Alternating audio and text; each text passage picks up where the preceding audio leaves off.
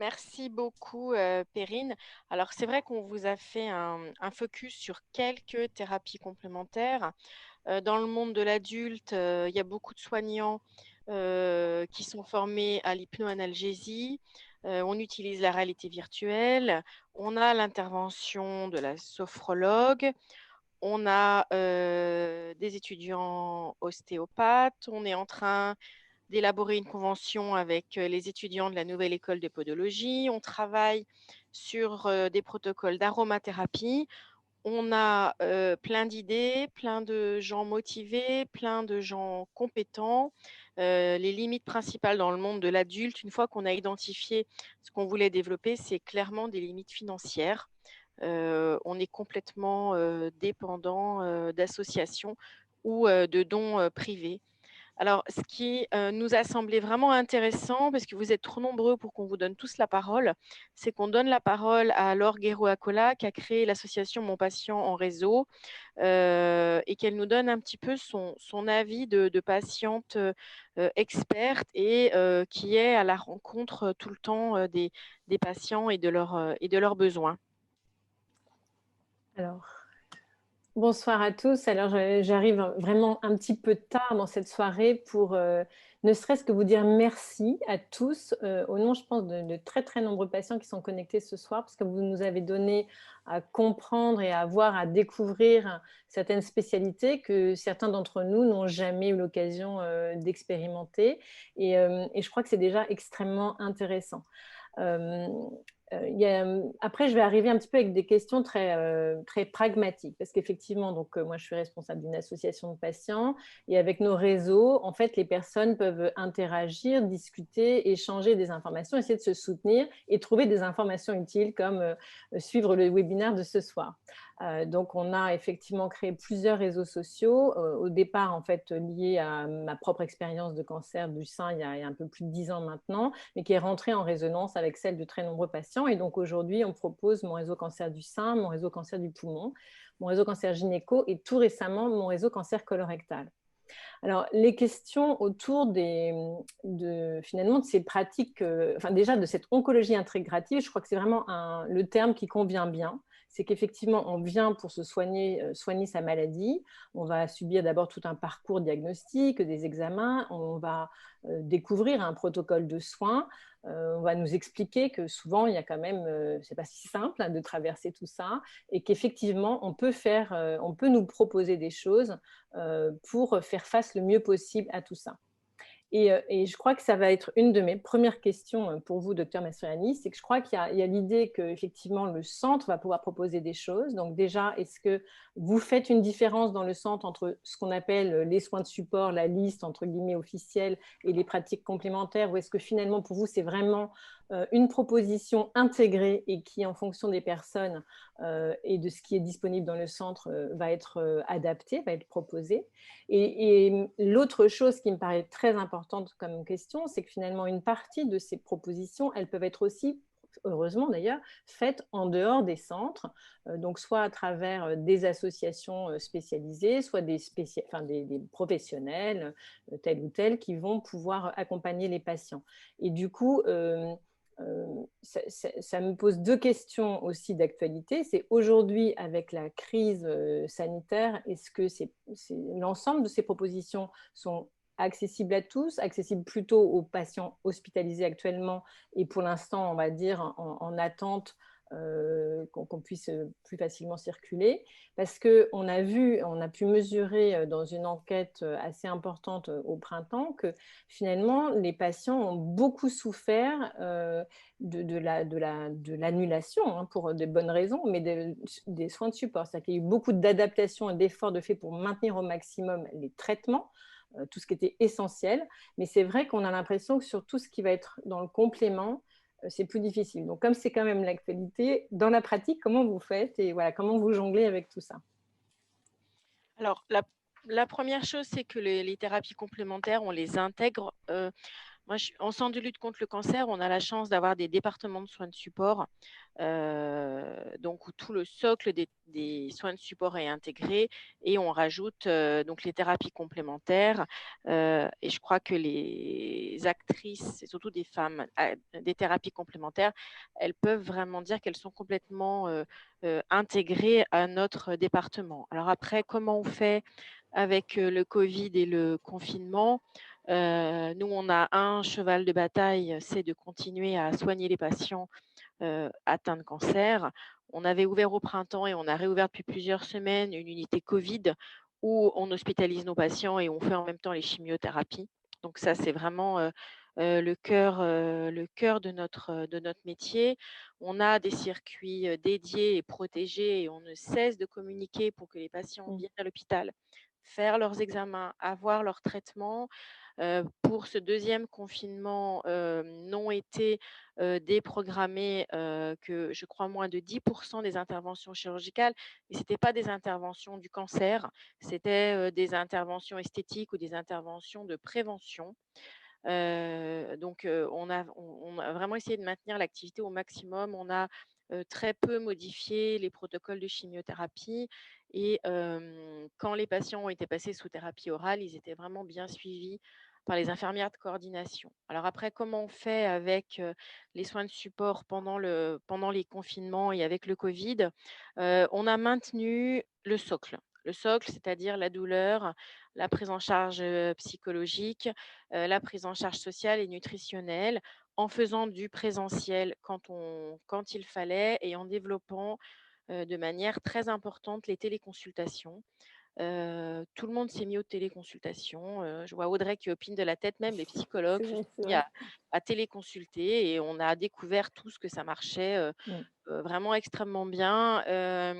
Olivier Renard et moi, on fait aussi des consultations de soins palliatifs. On s'est rendu compte qu'on pouvait faire, même en téléconsultation, des consultations de soins palliatifs. Pour les acteurs et actrices des thérapies complémentaires qui vont dans les services d'un patient à l'autre, on a été obligé de les suspendre, à commencer par la socio-esthéticienne et la Mmh. socio-coiffeuse, qui sont chez nous 3 temps plein, hein, donc qui ont vraiment une grosse activité. Pour la première raison que le centre est complètement fermé aux visites, hormis cas exceptionnels, et que on a suivi les recommandations et ce qui se fait à l'extérieur de l'hôpital. Heu, voilà, donc on a dû arrêter cette activité. On a continué l'activité physique adaptée, mais en distanciel. Et puis, bah, je crois qu'on s'adapte parce que rien que cette conférence, elle devait être faite au C'est mois vrai. de mars en présentiel et on était tous à se dire que de toute façon, on attendrait la fin du covid pour la faire. Et puis finalement, quand on en a reparlé en septembre, on s'est dit: «Bon, on va faire un webinaire».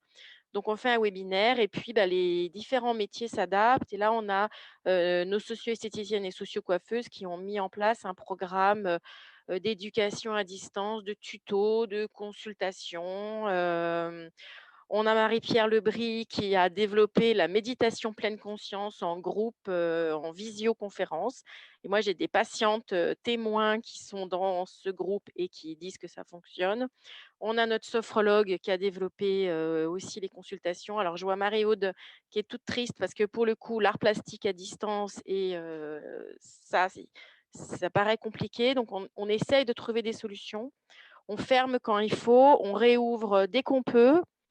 Voilà, on Mais merci ah, beaucoup. C'est vrai que je crois que c'était très important aussi que vous nous donniez cet éclairage de comment finalement vous vous adaptez, j'allais dire, dans le soin, mais aussi l'accompagnement des patients. Et c'est vrai que ces technologies, alors elles sont pas parfaites parce qu'on préfère bien plus évidemment, être avec vous ou, participer à des ateliers, bénéficier aussi de la j'allais dire de la chaleur du groupe en fait, de pouvoir échanger ensemble. Mais c'est vrai que, c'est quand même beaucoup mieux de pouvoir, accéder à ces webinars, à ces, ateliers en ligne, à ces consultations, et je crois que c'est l'occasion de redire aux patients, parce qu'ils ne sont pas forcément tous soignés chez vous, que ça vaut la peine de re-questionner son centre pour savoir ce qui a été mis en place. Il y a quand même une grande réactivité, une grande volonté des uns et des autres de continuer à accompagner. Donc, je pense que ça vaut la peine, voilà, de se renseigner de nouveau. Alors, dans les différentes interventions, j'ai quelques petites questions. Je voulais revenir vers notre médecin acupuncteur. En fait, vous nous avez bien expliqué, c'était d'ailleurs très intéressant, voilà, voilà, toutes les techniques, les différents types aussi de symptômes qui répondent, on va dire, le mieux et qui rendent cette acupuncture intéressante. Et j'ai évidemment un peu tiqué sur le besoin de plus d'informations autour du lymphœdème. C'est-à-dire que est-ce que, par exemple, une femme qui a eu un curage avec sa mastectomie et qui aurait un certain nombre de symptômes dans son parcours de soins peut accéder à de l'acupuncture si elle n'a pas de problème de lymphœdème et donc voilà, alors qu'une autre qui aurait un problème de lymphœdème, au contraire, ne devrait pas y accéder. Après, est-ce qu'on peut faire de l'acupuncture sans toucher à ce bras-là? Voilà. Est-ce que dans le concret, et puis je pense aussi aux patientes gynéco qui peuvent aussi avoir, qui ne sont pas très nombreuses à avoir des soucis de lymphœdème de la jambe ou du bas-ventre ou autre, mais qui peuvent être aussi impactées. Donc voilà, comme elles ont très besoin qu'on s'occupe d'elles et c'est très dur d'être toute seule avec son lymphœdème sans soins et sans massage et tout ça. Ça permettrait au moins de savoir si elles vont pouvoir accéder à ça. Alors, tout à fait, je vous remercie pour, cette question d'ailleurs qui mérite effectivement, précision. Le lymphœdème, n'exclut pas effectivement, l'acupuncture. La précision porte sur le fait que le membre Mmh. sur lequel il y a le lymphœdème, on ne pourra pas faire d'acupuncture sur ce membre-là. En revanche, en acupuncture, c'est ce que je n'ai pas rappelé ici, il y a une symétrie. On estime qu'il y a une symétrie quasiment parfaite, en tout cas pour les méridiens principaux, entre l'hémicorps droit et l'hémicorps gauche. Aussi bien, quand on fait notre acupuncture sur les méridiens, on choisit toujours un côté du corps. On pique rarement les méridiens qui se répondent des deux côtés. Donc, si le lymphodème, par exemple, est sur le bras gauche et qu'on a besoin d'accéder au méridien qui passe par le bras, c'est pas un souci. On prend le méridien qui correspond de l'autre côté, sur le côté controlatéral du corps, là où il n'y a pas de lymphœdème. En revanche, si on se retrouve dans cette impasse où on aurait un lymphœdème des deux côtés, du bras droit et du bras gauche, là, par contre, effectivement, on ne pourra pas accéder à l'acupuncture en tant que telle. En revanche, on peut toujours envisager de faire de l'acupression ou de faire de l'acupuncture par laser, mais pas par aiguille. Mais effectivement, et puis pour les membres inférieurs, ça répond à la même règle. Mais effectivement, c'est une précaution, en tout cas, même chez les femmes qui ont eu un curage ganglionnaire d'un côté, et même sans lymphœdème, on ne pique pas par précaution de ce côté-là, de la même manière que la précaution qu'on ne prend pas la tension sur ce bras, on va se concentrer sur le côté controlatéral. Merci beaucoup, parce que du coup, on a appris encore plus de choses sur finalement l'ouverture possible et pas une contre-indication absolue. Et je crois que c'est très important de le préciser. Alors, j'ai maintenant pas mal de questions quand même autour de, enfin, ça ne va pas vous surprendre, autour de tout ce qui est alimentation, parce que clairement, ça fait partie des grands sujets qui sont discutés par les patients.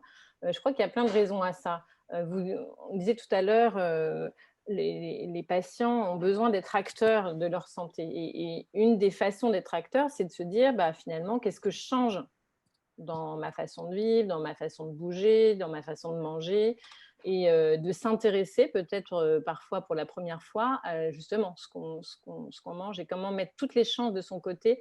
Voilà, donc c'est vrai qu'on a le fait de tomber malade et de démarrer des traitements pour un cancer est souvent aussi un moment de déclic où on a peut-être envie de changer des choses pour faire mieux. Et il y a beaucoup d'informations, beaucoup d'injonctions. C'est vrai que c'est très compliqué de s'y retrouver. Donc, merci là aussi pour toutes les présentations. C'est l'occasion de demander aussi, peut-être plus globalement, si il y aura une retranscription de cette soirée pour la retrouver. Enfin, vous nous direz à la fin, mais ça serait intéressant. Alors, donc, pour en revenir à cette question de l'alimentation, vous nous avez bien précisé, donc, je dirais, finalement qu'il n'y a pas de recommandation spécifique par rapport à tel ou tel régime, jeûne, etc. Plutôt de la prudence, plutôt du dialogue. Que, d'ailleurs, ce n'est pas la même chose pour toutes les maladies. et probablement toutes les différents types l'état général de la personne. Mais dans les questions que je me posais déjà, c'est enfin, tout ce qui est phytothérapie, finalement, on va le trouver chez son pharmacien, chez le naturopathe, sur des sites internet. Comment se repérer et quel est votre conseil là-dessus? Parce qu'il y a quand même énormément de propositions et je vous rejoins sur le risque très important d'interaction avec notamment beaucoup de thérapies ciblées, beaucoup de traitements. Et ça, c'est quand même très peu connu. Alors que voilà, l'idée de prendre du curcuma et du thé vert circule très largement.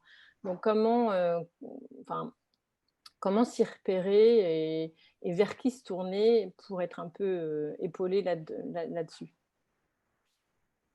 Alors effectivement, vous avez raison, c'est vraiment, vraiment pas facile de se repérer parce que dans ce qu'on peut lire de la littérature, vous avez quelquefois des oncologues qui publient, des gens qu'on a l'impression qui vont donner la bonne parole et donc c'est vraiment pas facile de se repérer.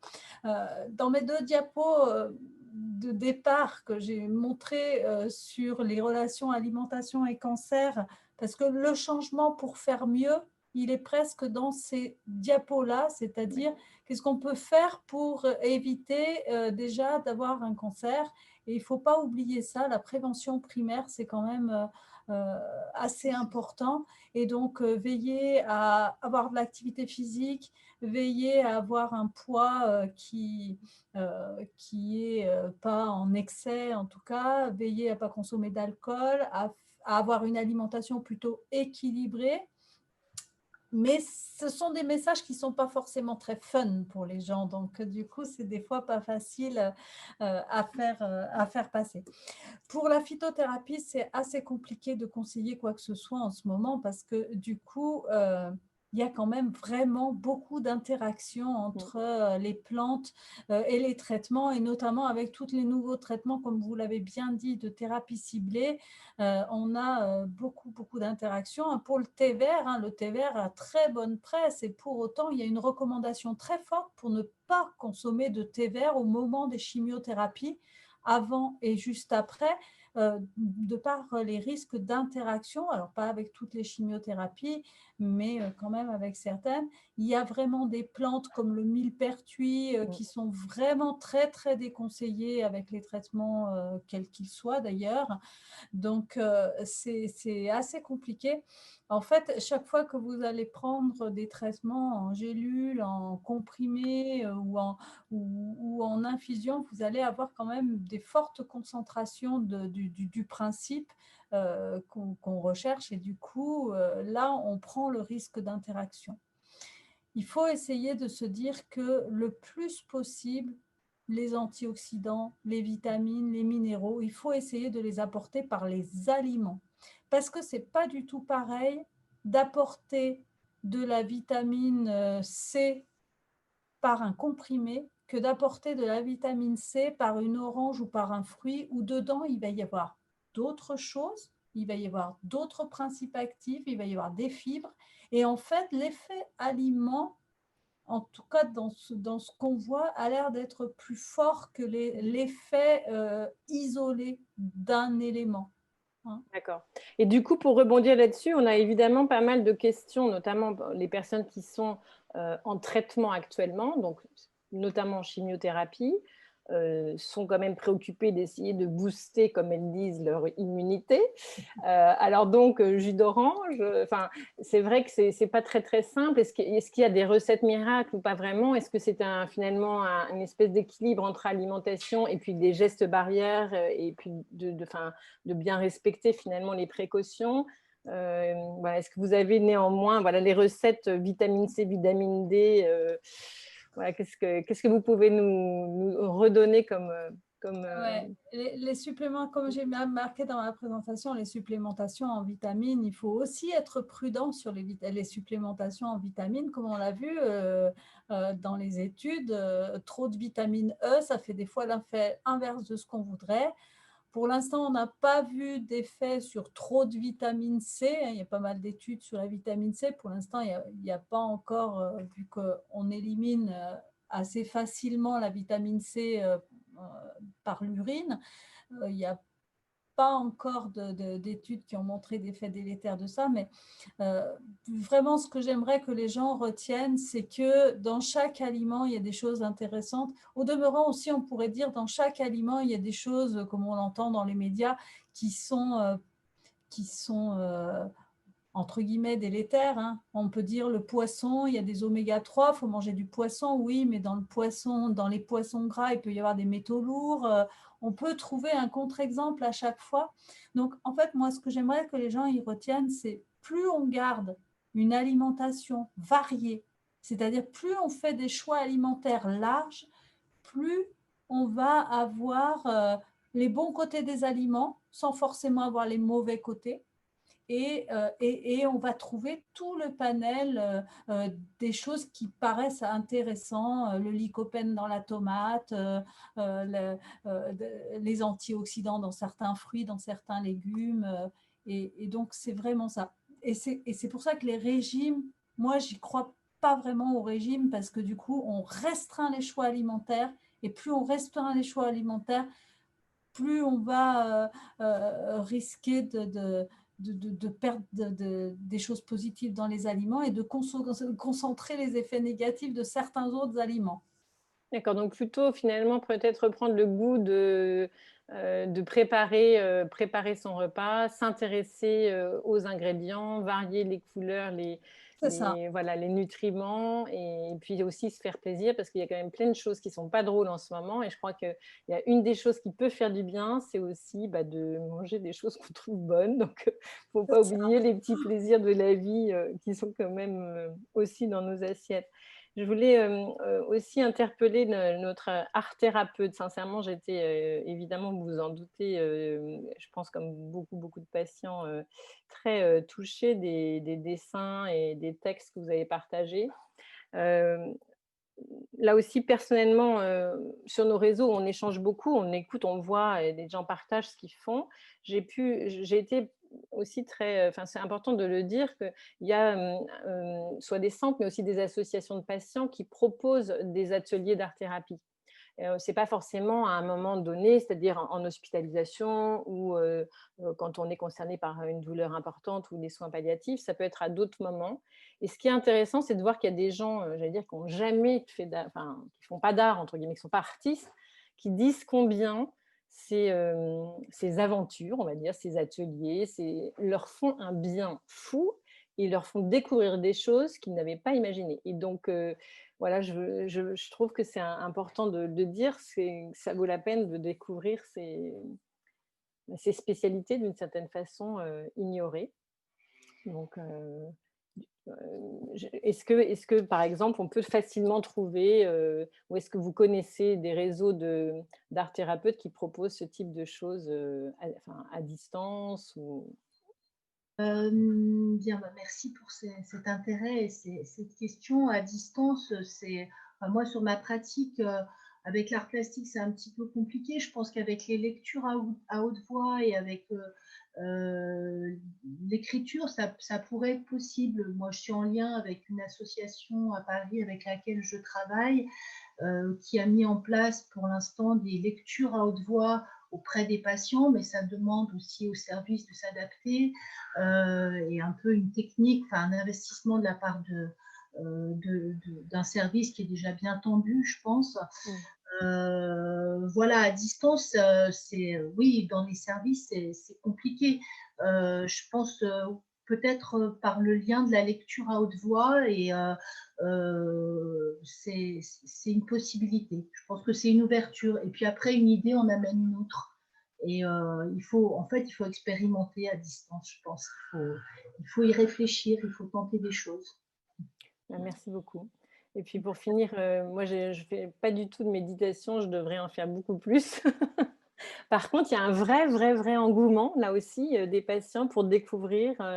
Et il y a aussi une multitude de propositions digitales. Et je voulais savoir si vous aviez une recommandation pour les personnes qui ne pourraient pas bénéficier d'accompagnement, enfin de quelqu'un pour être accompagné à faire de la méditation. Est-ce que vous avez des conseils sur d'autres options qui pourraient être accessibles ? Alors, ce que je peux dire, c'est que par retour, en tous les cas, beaucoup de patients me disent qu'ils ont essayé, vous savez, ces ateliers que sont par exemple Petit Bambou, qui a un grand succès aujourd'hui. La problématique, c'est que peut-être on n'arrive pas à avoir de débrief sur la pratique. C'est-à-dire que pratiquer la méditation, c'est bien beau, mais au bout de 10 minutes, on a envie, il y a un moment donné où on a envie de se dire, est-ce que ce qui se passe en moi est vraiment ce qui doit se passer? Qu'est-ce qui est en train de se passer là que je suis en train de contacter? Et quand on est patient et quand on est en général en souffrance, c'est encore plus difficile. Donc moi, ce que je sais aujourd'hui, c'est que s'il y a une chose que je peux reconnaître de ce premier confinement et du deuxième, c'est notre capacité, et ça, comme l'a dit Bénédicte Mastroianni, l'étonnant succès et l'étonnante efficacité que peut avoir la pratique de la méditation guidée par l'intermédiaire d'outils comme les plateformes que nous avons aujourd'hui. Donc, je crois que maintenant, tous les instructeurs de méditation pleine conscience le font. Moi, par ailleurs, je soutiens une association dans laquelle donc, on est aussi avec les patients sous ce format-là. Et voilà, donc évidemment, je dis pas non je dis pas non du tout à tous les outils qu'on peut avoir aujourd'hui numériques de plateformes pour venir soutenir la pratique. Mais je pense par expérience que le patient a besoin d'avoir aussi une écoute, quelque chose, et qu'il y a surtout un collectif qui se met en place entre eux, et ce collectif de soutien dans lequel on a cet alignement tête-corps-cœur qui est vraiment important. En général, on fait l'alignement tête-corps bien souvent. Et dans cette pratique, en tous les cas, où on rajoute beaucoup de compassion, comme vous avez pu le deviner à travers ma pratique, la compassion vient ensemble, ils évoluent sur ce chemin de la réflexion, de leur transformation. Et du coup, je crois que là, eh ben, on a besoin d'un pilote, si j'ose dire, ou d'un facilitateur, plus exactement, d'un facilitateur pour que ça se passe ainsi. Voilà. Merci beaucoup.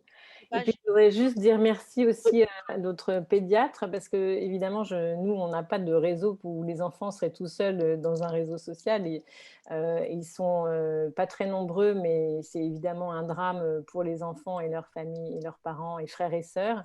Et je trouvais que c'était très important de voir aussi que il y a beaucoup d'innovation qui est là pour les aider. Et puis pour tous ceux qui le peuvent, c'est vrai que c'est important de soutenir.